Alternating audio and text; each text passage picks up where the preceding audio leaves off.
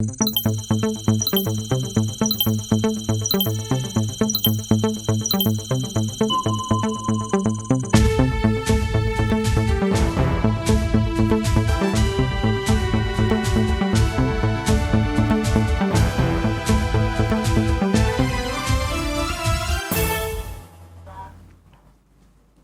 de prévalence du VIH-Sida en chute au Burkina. Environ 5000 personnes vivent avec la maladie.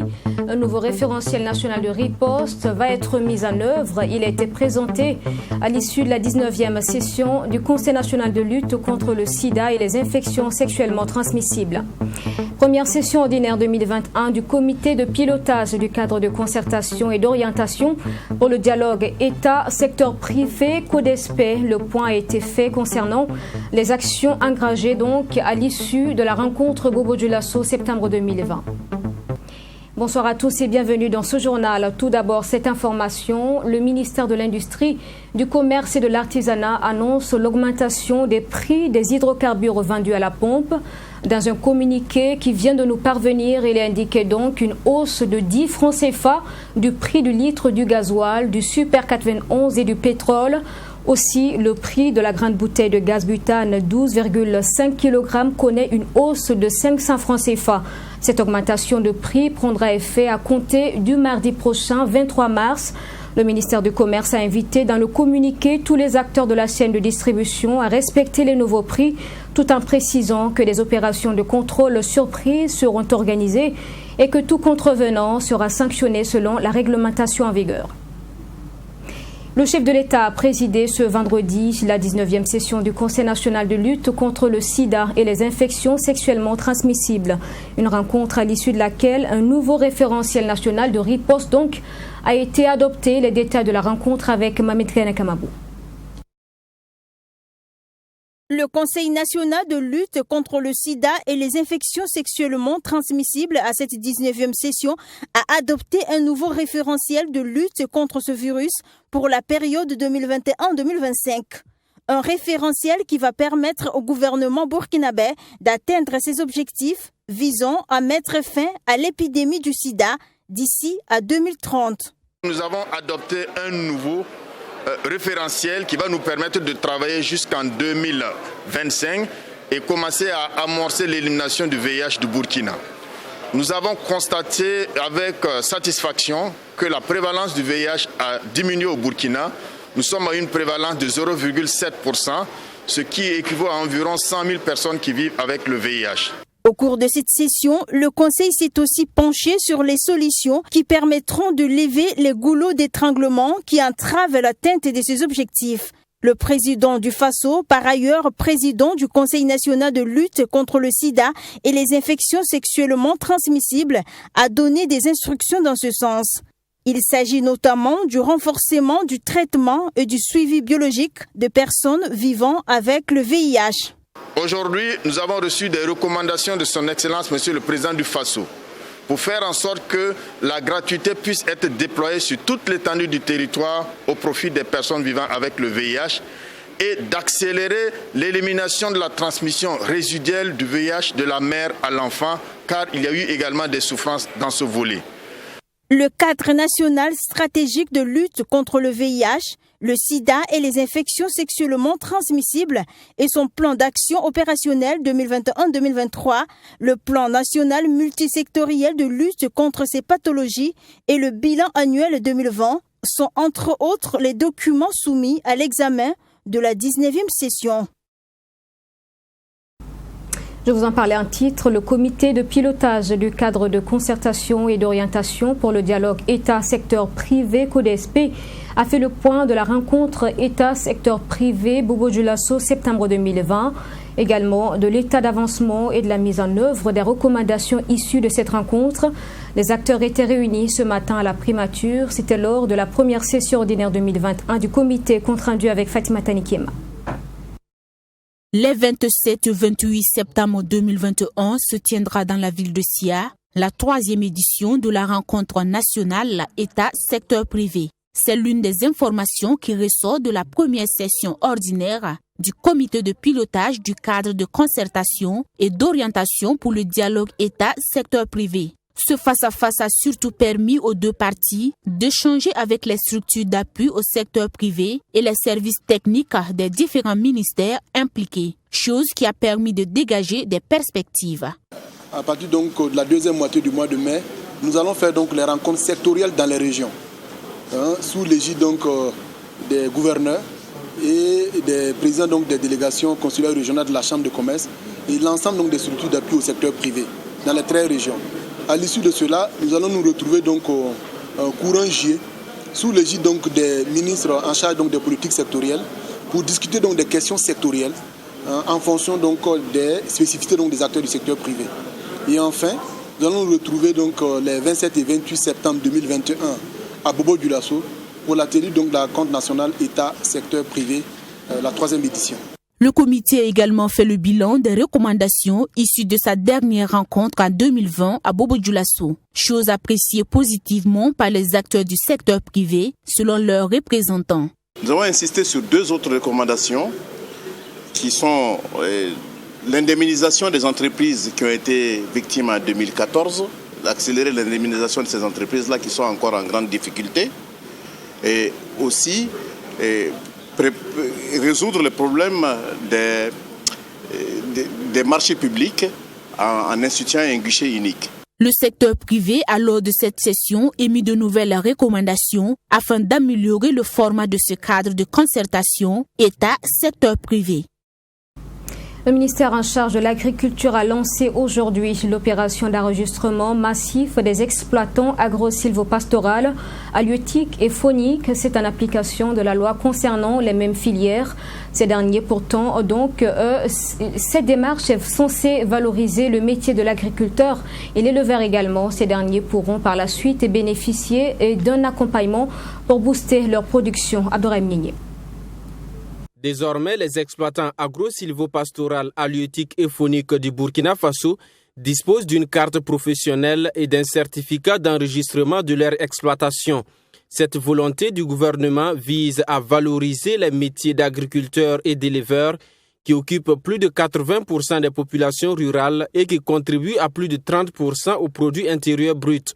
Aujourd'hui, c'est une fierté pour l'ensemble des acteurs du monde rural savoir qu'ils ont un statut. Ils ont véritablement aujourd'hui un statut.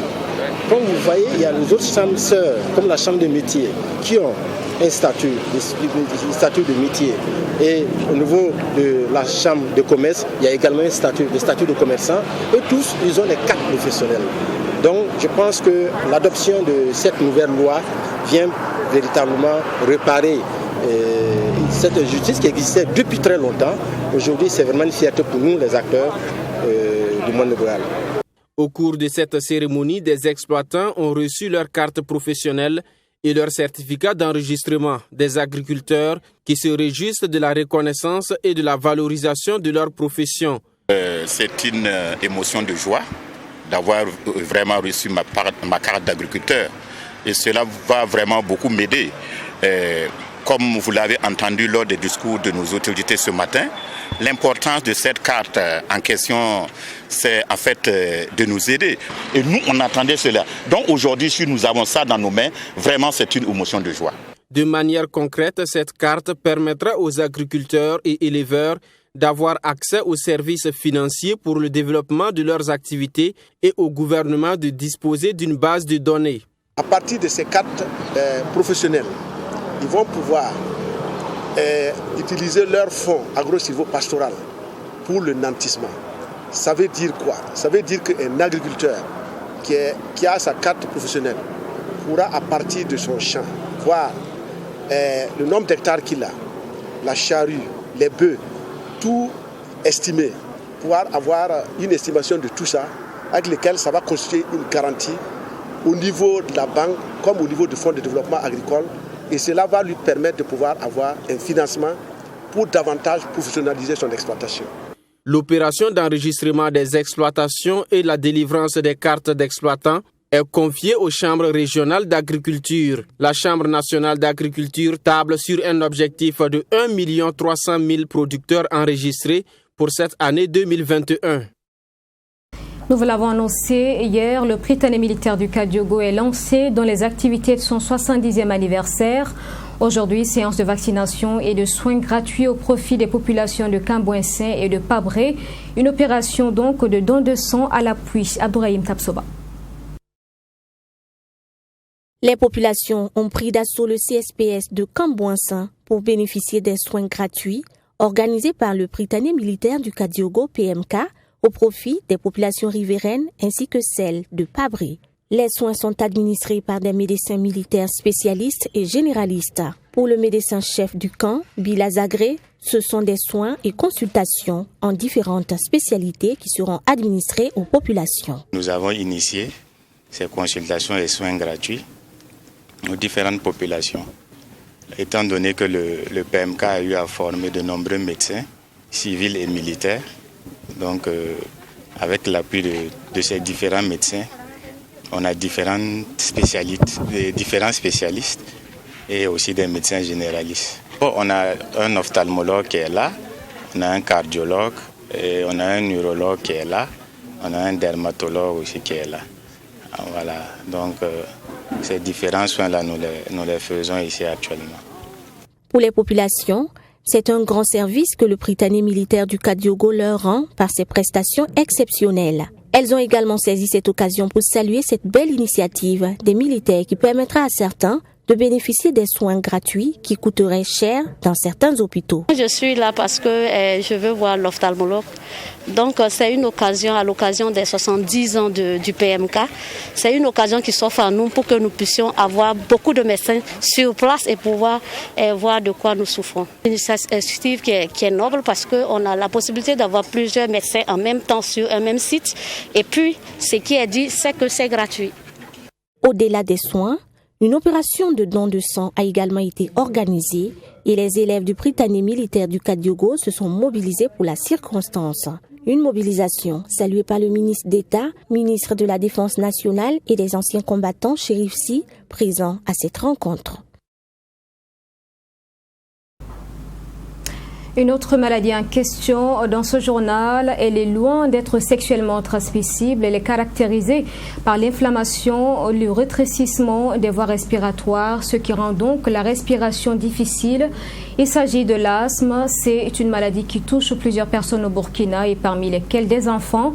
Découverte du mot de prise en charge de tout petits atteints de l'asthme donc au niveau du service pédiatrique du centre hospitalier universitaire Yalgado Ouedraogo. Reportage avec Fatima Tanikima. Elle s'appelle Angèle Poda et elle est ce matin à la clinique pédiatrique du CHU Yalgado Ouedraogo pour le traitement de son enfant. L'enfant souffre de l'asthme depuis sa naissance selon sa maman. Il suit donc un traitement régulier et spécifique qui permet de stabiliser son état de santé. Aujourd'hui, il est soumis au traitement par nébulisation. Vous avez là un dispositif qui permet de délivrer vraiment de grandes quantités de ventoline à cet enfant. Voilà, donc, vous voyez, on met la ventoline à travers ce produit-là. Voilà, et on le branche ensuite à la source d'oxygène. Donc, c'est l'oxygène qui va, si vous voulez, propulser, va permettre au médicament de sortir et d'être donc respiré par le nez. La nébulisation est pratiquée en cas de crise sévère selon ce pédiatre en service aux urgences pédiatriques. Voilà, et au fur et à mesure qu'on voit que le malade récupère, il a moins de difficultés respiratoires, on peut soit dans un premier temps diminuer donc le nombre de nébulisations de façon décroissante, voilà, jusqu'à ce qu'on passe à ce qu'on appelle des bouffées, voilà, des ventolines. Donc ça c'est un dispositif qu'on appelle baby à l'heure.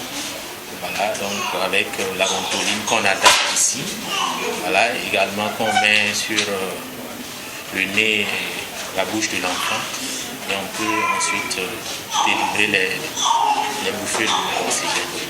En plus de la nébulisation à l'aide d'une source d'oxygène, il y a celle avec ses nébuliseurs électriques. On met le produit ici. Voilà, il y a un masque qui s'adapte également.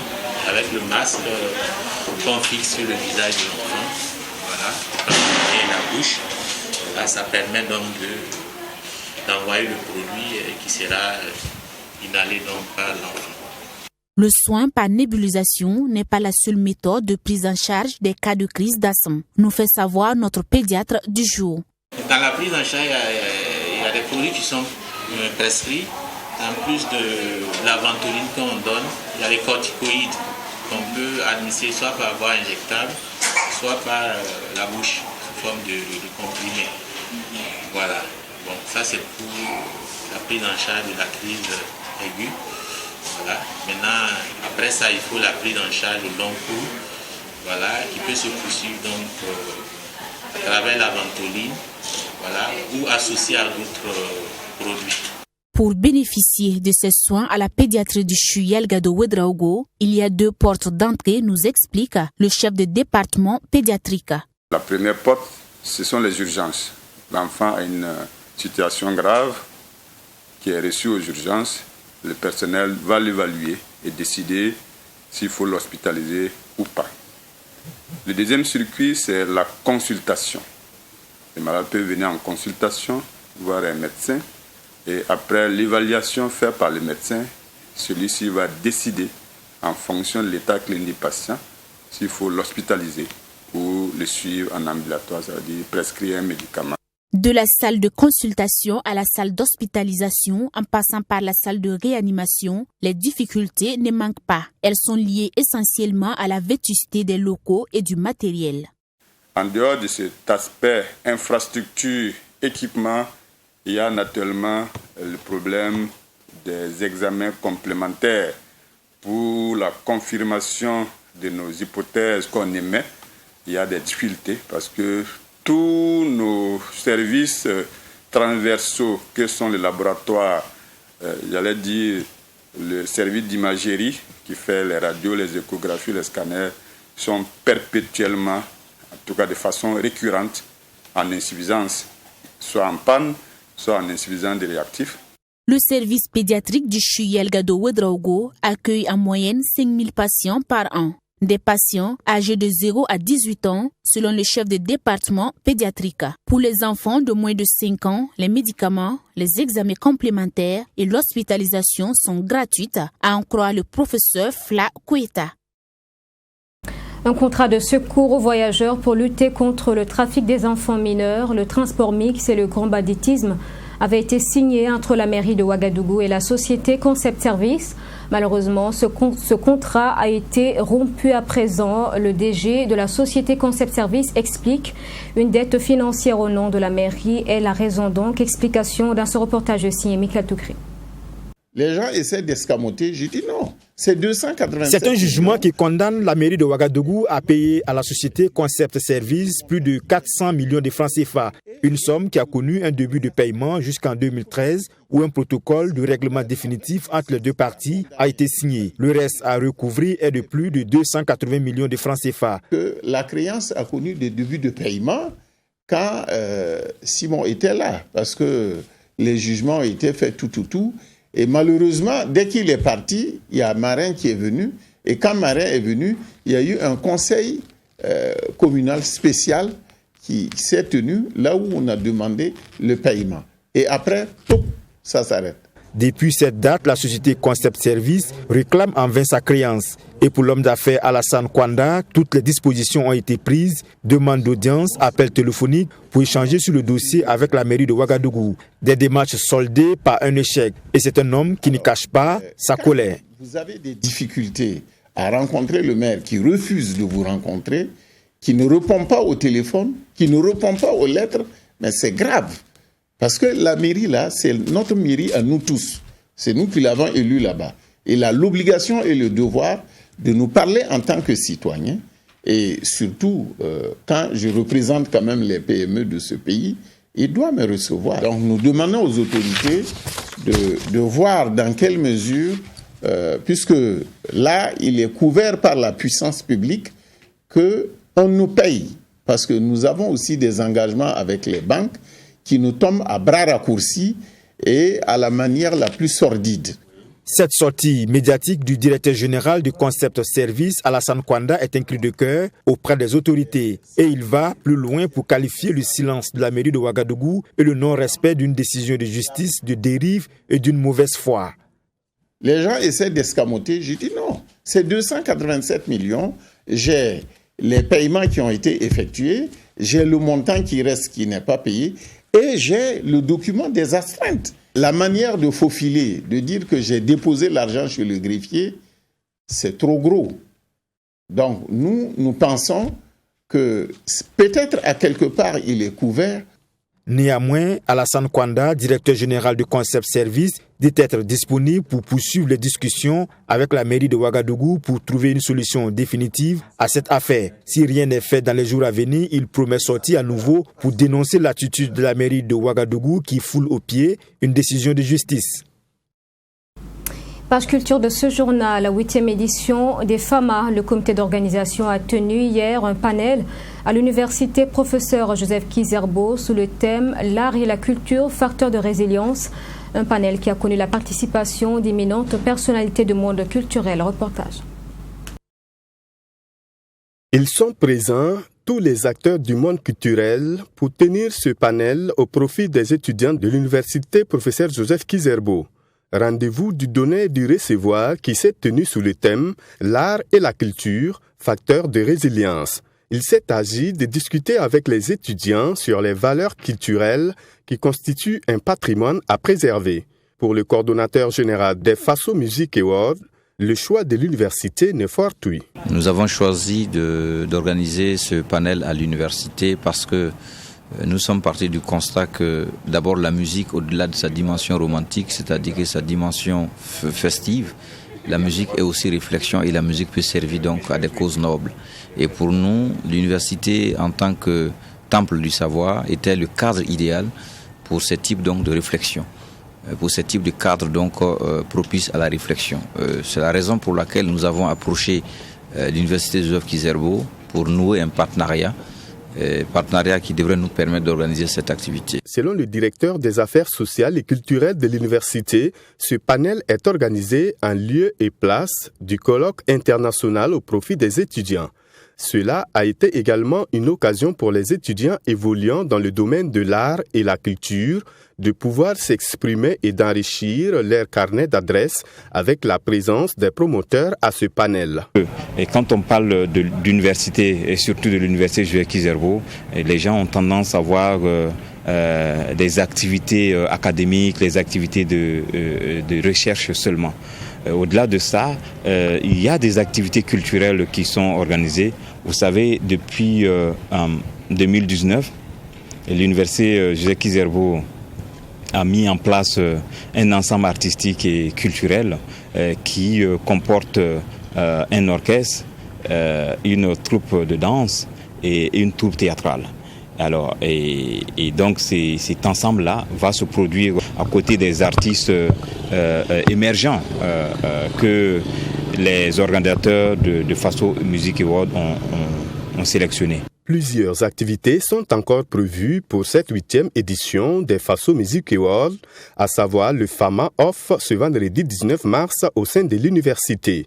Sans oublier la grande soirée des remises des trophées prévue pour ce 20 mars à l'hôtel Royal Beach.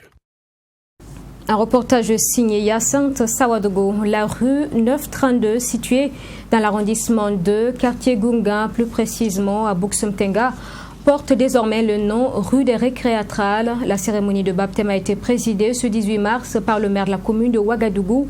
Cette cérémonie a été une occasion également pour le directeur artistique de lancer officiellement la saison théâtrale des Récréatrales. Ami Valion avec la voix de Alice Ouedraogo. La rue, située entre le boulevard Tansoba Ouamgobi et la rue Vunri, qui inclut le siège des Récréatrales, a été baptisée ce 18 mars, rue des Récréatrales, par le maire de la commune de Ouagadougou. À travers ce baptême, la commune de Ouagadougou a voulu formaliser l'ancrage du festival dans la ville avec cette rue qui symbolise la mosaïque des activités qui font vibrer la capitale burkinabé à chaque édition. Vous savez que cela fait 18 ans que sans interruption, cette manifestation se tient ici. Il faut le dire, c'est une manifestation majeure qui a su participer au rayonnement culturel de la ville de Ouagadougou.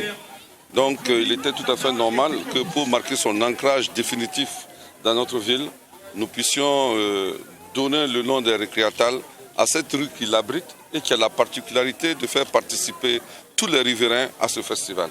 Donc c'est un festival culturel participatif que nous avons voulu honorer ce soir.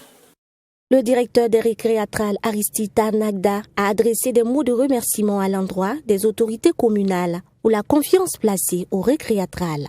C'est une fierté et je pense que le quartier, sa population et toute la profession se sent honorée. Donc voilà, nous sommes fiers et heureux de cette reconnaissance de la ville de Ouagadougou. Cette cérémonie a connu également la participation du maire de l'arrondissement numéro 2, Lassane Pierre Yanogo. Avec lui, par ce baptême, c'est toute une commune qui a été honorée.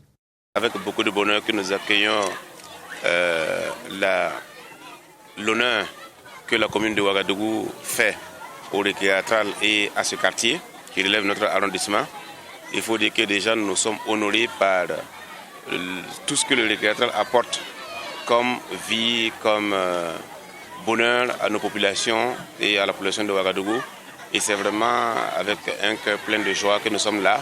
Cette cérémonie de baptême a servi de cadre pour le lancement de la saison 2021-2022 du théâtre des récréatrales et le maire de la commune de Ouagadougou a saisi l'occasion pour inviter les récréatrales à s'engager avec la mairie pour la mise en œuvre du projet pilote d'assainissement participatif de la rue à travers l'implication des communautés dans la réalisation des caniveaux pour le bien-être des citoyens.